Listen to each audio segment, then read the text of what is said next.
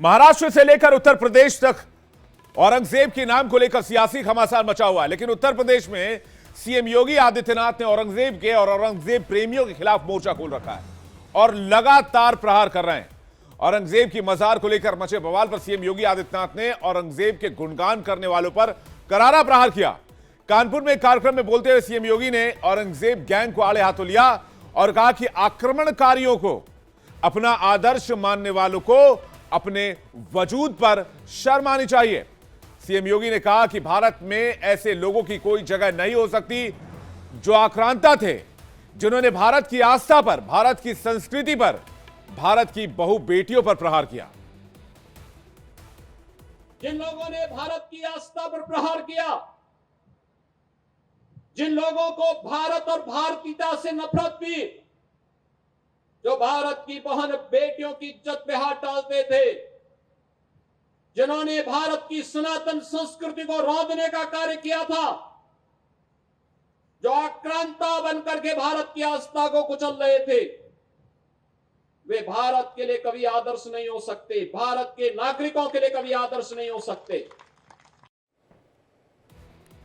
CM योगी ने Aurangzeb gang को मुस्लिम देश इंडोनेशिया के राष्ट्रपति की याद दिलाई और कहा कि वो भी मानते हैं कि उनके डीएनए को चेक किया जाएगा तो वो भारतीय निकलेगा।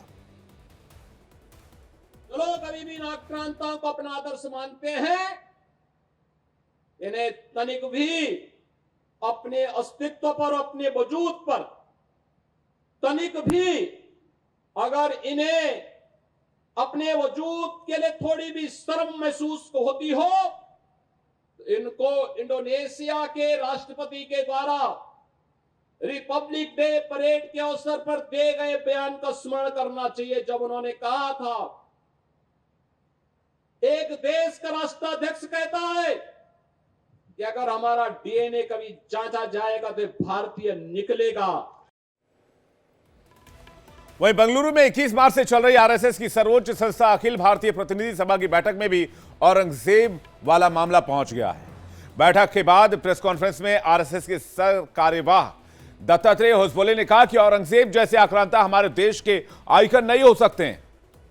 हमलावर सोच देश के लिए खतरनाक है और इस पर चिंतन करने की आवश्यकता है।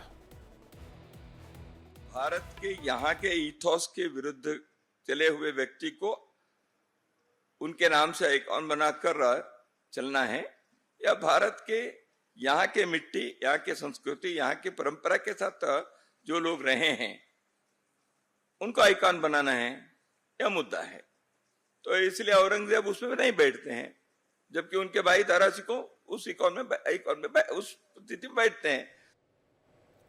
इसके साथ साथ आरएसएस ने कर्नाटक सरकार के उस फैसले को भी आड़े हाथों लिया जिसमें धर्म के नाम पर 4% आरक्षण दिए जाने की बात कही गई है। सिर्फ औरंगजेब वाले विवाद पर ही नहीं, कर्नाटक में धर्म आधार पर 4% आरक्षण का भी आरएसएस ने विरोध किया। होसबोले ने कहा, कर्नाटक में सरकारी कॉन्ट्रैक्ट में 4% मुस्लिम आरक्षण ठीक नहीं है।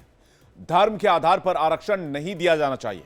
उन्होंने कहा, डॉक्टर भीमराव अंबेडकर के लिखित संविधान में धर्म आधारित आरक्षण स्वीकार नहीं किया गया है।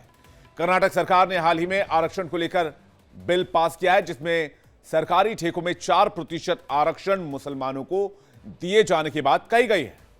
वहीं एक तरफ महाराष्ट्र में औरंगजेब की मजार को लेकर बवाल मचा हुआ है, तो उत्तराखंड में अवैध मदरसों और मजारों पर एक्शन लगातार जारी है। अब तक पूरे उत्तराखंड में 110 से ज्यादा मदरसों को सील किया जा चुका है। इस कार्रवाई पर पुष्कर सिंह धामी ने क्या कहा है, सीएम ने क्या कहा, आपको सुनवाते हैं। जो यहाँ अतिक्रमण हटाना का काम हो, ये सारे के सारे काम हम देवभूमि उत्तराखंड की जनता की आशा, उनके विश्वास, उनकी अपेक्षाओं के अनुरूप आगे बढ़ा रहे हैं।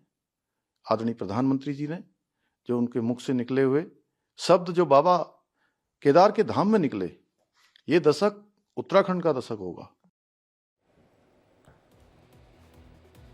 उत्तर प्रदेश में औरंगजेब वाला विवाद तो राणा सांगा तक पहुंच गया। औरंगजेब की मजार को लेकर विवाद थमा भी नहीं था कि राणा सांगा के नाम पर बवाल मचा हुआ है।